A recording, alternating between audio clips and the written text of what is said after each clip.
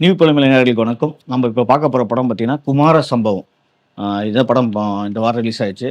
உண்மையிலே இந்த படத்துல வந்து ஜிஎம் குமார் வந்து ஒரு பர்ஃபெக்ஷனா ஆக்டிங்க இந்த படத்துல. குமரவேலும், ஜிஎன் குமாரும் பர்ஃபெக்ட்டா பண்ணியிருக்காங்க. படத்தோட கதை என்னன்னு பார்த்தீங்கன்னா, குமரவேல் வந்து ஒரு இறந்துறாரு. எப்படி இறந்தாரு? யார் காரணம் இதுக்கு? அந்த பக்கத்து அவர் எதிர் வீடு. எதிர் வீட்ல பார்த்தீங்கன்னா, குமரன் அதாவது நம்ம விஜய் டிவிலலாம் பார்த்துருப்போம். Serial actor. அவர் இந்த படத்துல மெயின் லீடு ஹீரோவா பண்ணியிருக்காரு. இவர் தான் காரணமா? இவருக்கு என்ன பிரச்சனை? இவங்க தாத்தாவும் குமரவேலும் நல்ல பெஸ்ட் ஃப்ரெண்ட் சின்ன வயசுலேருந்து. ஏன்னா இவர் ரொம்ப நல்லது பண்ணுற குமரவேல் நியாயத்துக்காக நிற்கிறவர், ஏழைங்களுக்காக பக்கம் சப்போர்ட் பண்ணவர்.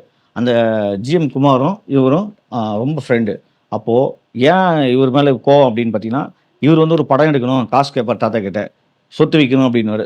தாத்தாவும் சொத்து விற்கணும் கையெழுத்து போட்டு கொடுத்துருவாரு. அப்போ இவர் ஏதோ இடைஞ்சல இருந்திருக்காரு. இவர் யார் போட்டு தள்ளினது? இவர் தான் போட்டு தரலாம். போலீஸ் இவர் பக்கம் வந்துடும். இல்லை இவர் நான் போட்டு தரல, வேற யாரோ போட்டு தள்ளிடுறான். இவர் ரொம்ப ரொம்ப நல்லவர். என் குடும்பத்துக்காக இவ்வளோ நல்லது பண்ணியிருக்கான்னு சொல்லி குமரன் என்ன பண்ணுறாரு, சரி இவ்வளோ நல்லவர், தாத்தாவும் இறந்துட்டாரு, இவரும் வந்து நமக்கு ஒரு அப்பா மாதிரி இருந்து நம்ம குடும்பத்தை பார்த்துருக்காரு. தங்கச்சிக்கு நிறைய ஹெல்ப் பண்ணியிருப்பாரு, குடும்பத்துக்கே ஹெல்ப் பண்ணியிருப்பாரு.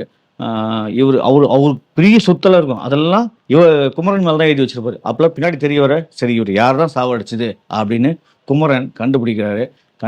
இது கடைசியில் அவர் யாருமே சாவடிக்கல.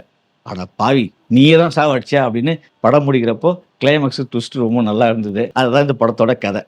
ஏன்னா வந்து ஆனால் உண்மையிலேயே இந்த ஸ்க்ரீன் பிளே சூப்பர். எப்படின்னா, யாரா அது கொலை பண்ணதுன்னு போலீஸும் கண்டுபிடிக்காது, இவங்களும் தேடுவாங்க. ஆனால் கடைசியில் அவர் எப்படி கொண்டாடுன்னு ஒரு கிளைமேக்ஸ் வரும் பாரு, அது கடைசியில் நமக்கே ஒரு ஆச்சரியமும், அடா பாவி, ஒரு அல்பமான விஷயம். அதான் இது மாதிரி நிறைய நடக்கும். யதார்த்தமாக நம்ம ஏதோ செய்ய போய் அது வினையாக வரும் இல்லையா? அதே மாதிரி அந்த குமரன் ஒரு யதார்த்தமான செய்ய போய் ஒரு வினையாக வந்திருக்கும்.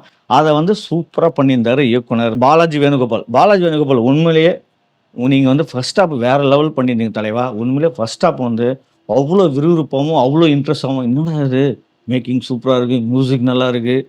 ஃபர்ஸ்ட் ஹாப் போய் என்னடா குமார சம்பவம் டைட்டில் மட்டும் தான் அப்படி இருக்குது, ஆனால் சம்பவம் பண்ணுறாங்களே வேறு லெவலில் ஸ்க்ரீன் பிளே இருக்கே அப்படின்னு நினச்சிட்டு போய் உட்காந்தோம். ஆனால் செகண்ட் ஹாப்பில் கொஞ்சம் நமக்கு ஏமாற்றம் தான் தெரிஞ்சுது. இவங்க யாரை கண்டுபிடிக்க போய் இந்த கேனத்தனமோ கிறுக்குத்தனமோ ஒரு 3 வில்லன் கிட்ட போய் மாட்டின்னு வர்றது, அப்புறம் கண்ணு காமிக்கிறது, ஓடி வர்றது, இப்படி ஸ்க்ரீன் பிளே செகண்ட் ஹாப்பில் கொஞ்சம் வீக்காக இருந்தது தான் நமக்கு கொஞ்சம் கஷ்டமாக இருந்தது.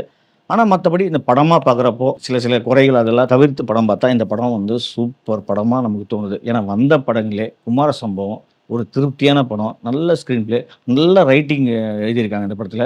அவ்வளோ டைலாக் டெலிவரிலாம் சூப்பராக இருக்குது. அது குமரவேல் பேசுகிற எல்லா டைலாக்குமே அவ்வளோ அருமையாகவும் அழகாக வந்தது.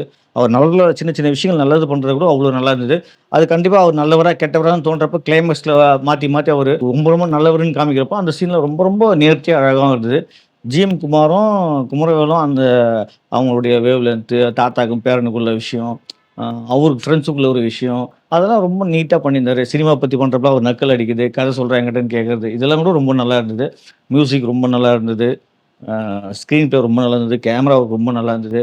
எல்லா ஆக்டிங் பெர்ஃபார்மன்ஸும் ரொம்ப நல்லா இருந்தது. இந்த படத்தில் ஒரே ஒரு மைனஸ்னால் ஹீரோவும் கொஞ்சம் மைனஸு, செகண்ட் ஹாப்பில் ஸ்க்ரீன் பிளேலையும் செம மைனஸ். இதை தவிர்த்து இந்த படம் பார்த்தீங்கன்னா உங்களுக்கு காசு கொடுக்குற காசுக்கு ஒருத்தான படமாக இருக்கும். குமார சம்பவம் பார்க்க வேண்டிய படம் தான். இந்த வீடியோ உங்களுக்கு பிடிச்சிருந்தா லைக் பண்ணுங்கள், கமெண்ட் பண்ணுங்கள், ஷேர் பண்ணுங்கள், சப்ஸ்கிரைப் பண்ணுங்கள்.